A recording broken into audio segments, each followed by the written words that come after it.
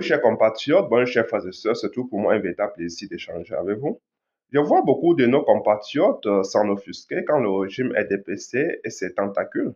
Et c'est comme ça de salir et de bafouer l'image de nos héros, en l'occurrence Ernest Wandé. Chers compatriotes, nous ne devons pas être surpris parce que l'histoire est toujours écrite par les vainqueurs. Et depuis Amadou Ahidjo jusqu'à aujourd'hui, nous avons toujours eu les néocolons au pouvoir, c'est-à-dire que ceux qui étaient aux côtés de la France quand celle-ci causait des désertions dans les pays bas et Bamileke. Alors pourquoi être surpris? Et nous avons intérêt à avoir Maurice Kamto au pouvoir.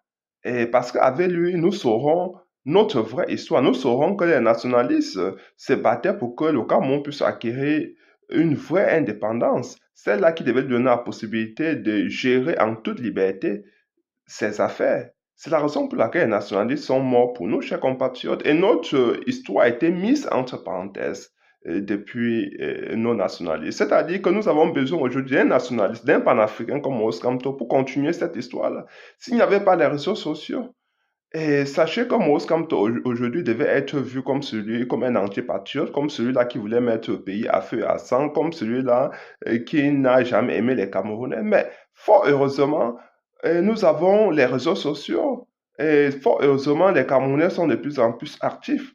Parce que d'un côté, vous avez les prévaricateurs de fonds publics, des gens qui procèdent à des enlèvements extrajudiciaires, des gens qui soumettent leurs compatriotes à des traitements inhumains et dégradants, à des tortures systématiques. Vous avez ces gens-là d'un côté qui essaient comme ça de peindre certains de nos compatriotes comme des antipatriotes, comme des gens qui n'aiment pas leur pays.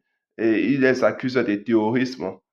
Et vous comprenez que aujourd'hui, le peuple camerounais a les réseaux sociaux pour en savoir plus, pour savoir la vérité. Mais jusqu'à là, souvent, ces Camerounais se laissent tromper parce que on va vous dire qu'on a vu Mos Kamto en plein ébat sexuel avec des petits-enfants. Alors que, et, il ne vous présente aucun fait. Donc, normalement, si on l'avait vu, il devait être jeté en prison parce que non seulement c'est immoral, mais c'est illégal. Mais on les a demandé des preuves, ils n'en ont jamais présenté parce qu'ils veulent salir l'image, ils veulent voir hégémonier un compatriote comme Rose Kamto. Ils nous ont dit il a détourné 75 milliards, mais comme c'est leur opposant le plus farouche, celui-là qui est éminemment placé aujourd'hui pour être le prochain président de la République, s'ils avaient une quelconque preuve contre lui, on l'aurait déjà jeté en prison, mais ils n'ont rien pu produire, chers compatriotes. Après, on nous a dit il a refusé d'aller enseigner les moutons du Grand Nord, alors que c'est Maurice Kamto qui ouvre la faculté du droit dans le Grand Nord. Il enseigne les enfants et beaucoup ont porté témoignage, beaucoup ont donné leur témoignage de ce que Maurice Kamto les a enseigné et que en cette année-là, c'est grâce à lui que les étudiants ont pu acquérir des connaissances du droit. Aujourd'hui, certains d'entre eux sont des grandes personnalités de notre République. Donc voilà, comme ça qu'on peut tordre l'histoire d'un pays. Et les Occidentaux ont fait cela depuis toujours, hein, parce que l'origine de M. Dia n'invente pas le fil à couper du beurre. Et il marche dans les sillons des Occidentaux, ceux-là qui nous ont colonisés, réinverser les rôles. C'est-à-dire que le bourreau devient la victime et la victime devient le bourreau. Et c'est un peu ça, chers compatriotes, nous devons le savoir. Tant que nous n'avons pas Maurice Kamto au pouvoir, et Maurice Kamto a fait une proposition très claire en 2018, il construira la grande maison de la mémoire.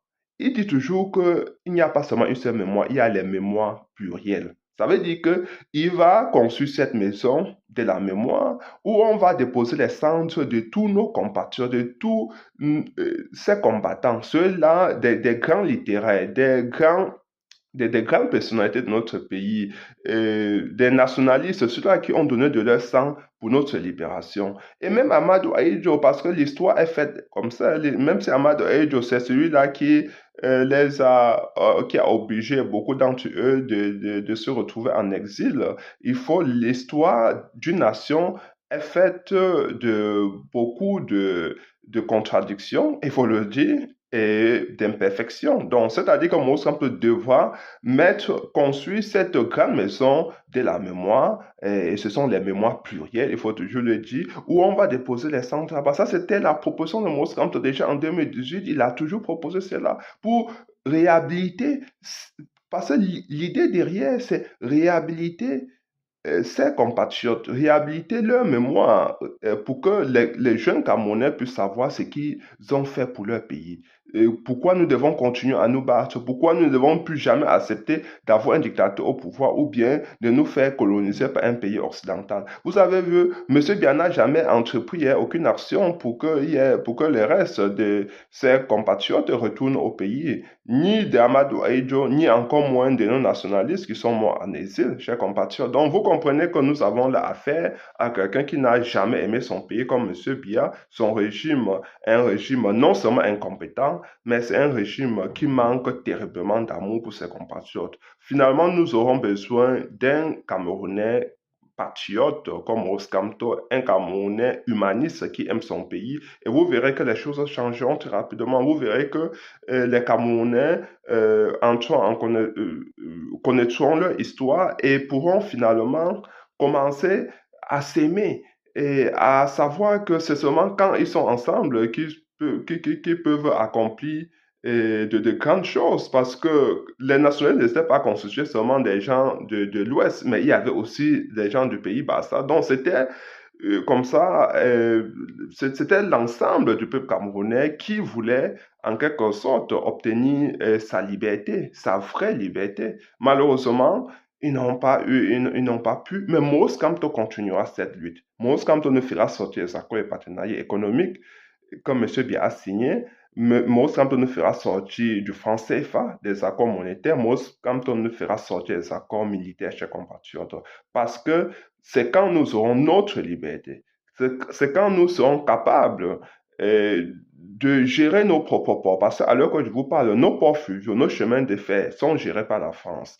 À l'heure que je vous parle, ce sont des entités étrangères qui produisent nos cartes d'identité et nos passeports. C'est-à-dire qu'ils ont accès à nos informations les plus sensibles. Nous ne pouvons pas accepter que cela continue. Nous devons finalement avoir les leviers de notre souveraineté entre nos mains. C'est la raison pour laquelle Maurice Kamto se bat. C'est la raison pour laquelle il veut arriver au pouvoir uniquement grâce à nous. Il veut être l'émanation populaire et non arriver par le concours des Occidentaux où il va se trouver avoir des mains liées, où il ne pourra pas avoir des coups de franges pour prendre des décisions qui impliquent son pays, où il ne pourra pas travailler véritablement pour les intérêts du peuple camerounais. Donc nous avons aujourd'hui nous devons travailler pour que Moïse Kamto arrive au pouvoir et nous ne devons pas perdre cette opportunité unique qui se présente à nous depuis nos indépendances, chers compatriotes. Partagez ma séance cette vidéo et surtout abonnez-vous. Ciao.